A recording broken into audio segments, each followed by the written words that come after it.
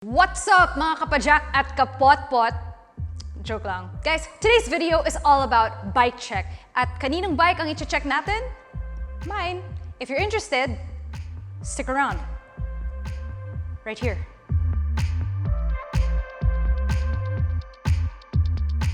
Hi guys, it's me Amanda and welcome back to my channel. If you are finding me for the first time, sobrang welcome. If you like sports like me, then please subscribe to the channel because I'm going to be going through a lot of the things that I enjoy. Tsaka syempre, these days we have a lot of time to focus more on fitness, and one of the things that I do for myself is road biking. So right now, nagkakaubusan ang mga bikes sa mga store because a lot of people are using it for either fitness nga or commute. Hindi ako nagbo-bike commute, but I use the bike really more pampatanggal ng stress, and if I just need to parang get away for a little bit, ito yung hinhanap ko.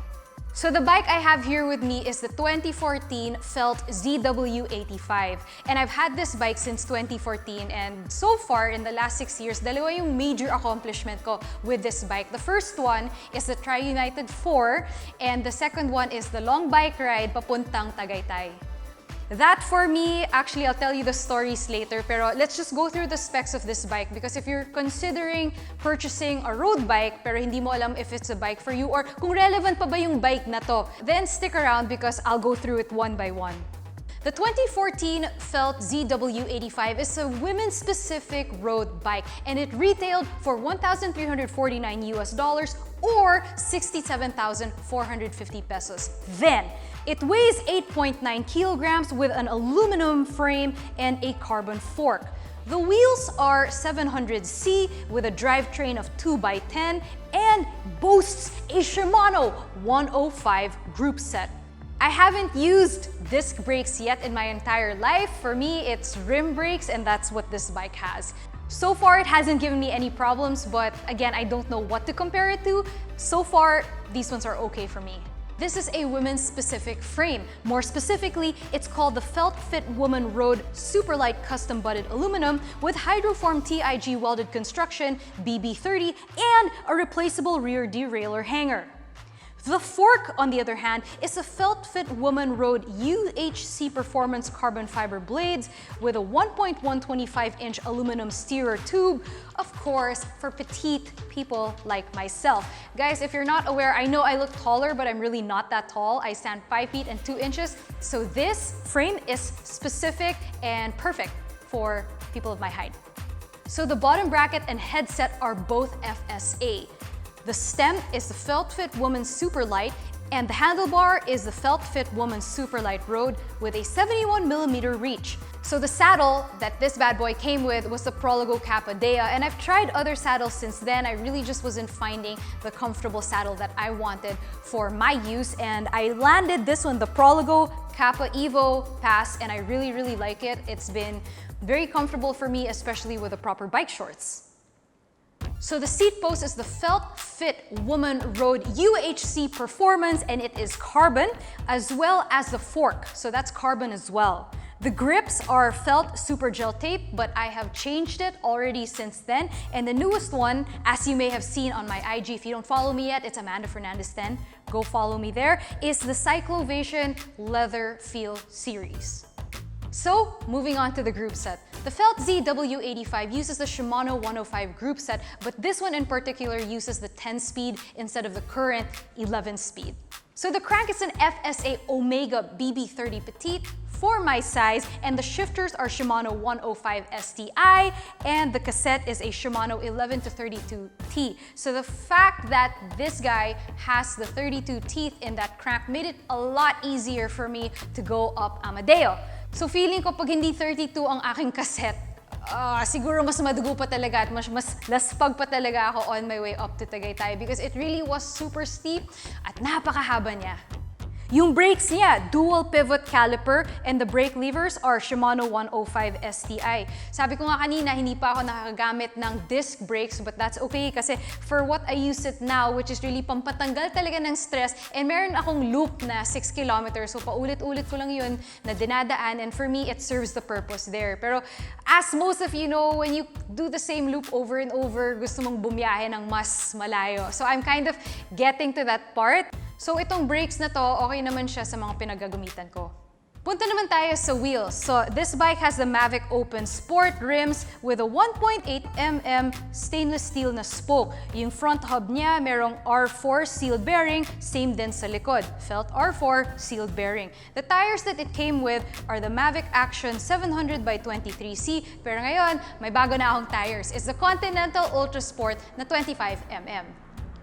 So guys, meron din ako mga bike upgrades that I want to show you here. First and foremost, naglagay ako ng computer dito sa harap. Actually, it's just the Cat Eye Strada and I've had this since 2014 so I can monitor my average speed. Now the computers are crazy through and through pero hindi pa ako nakaka-invest in something like that. Of course, meron din akong Cyclovation bar tape that you may have seen in my IG and I was super excited about that. Yung cables, bago din, and most importantly, yung safety accessories, which are the lights that I have here at the back, and then the front one, charge ko pa kasi madalas ako mag-bike mostly around this time, gabi, because that's the only time I have and I don't wake up early.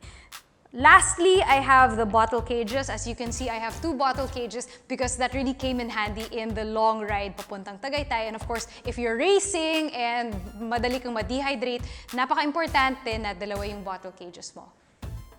Other accessories that I've invested in, of course, guys, safety first, helmet.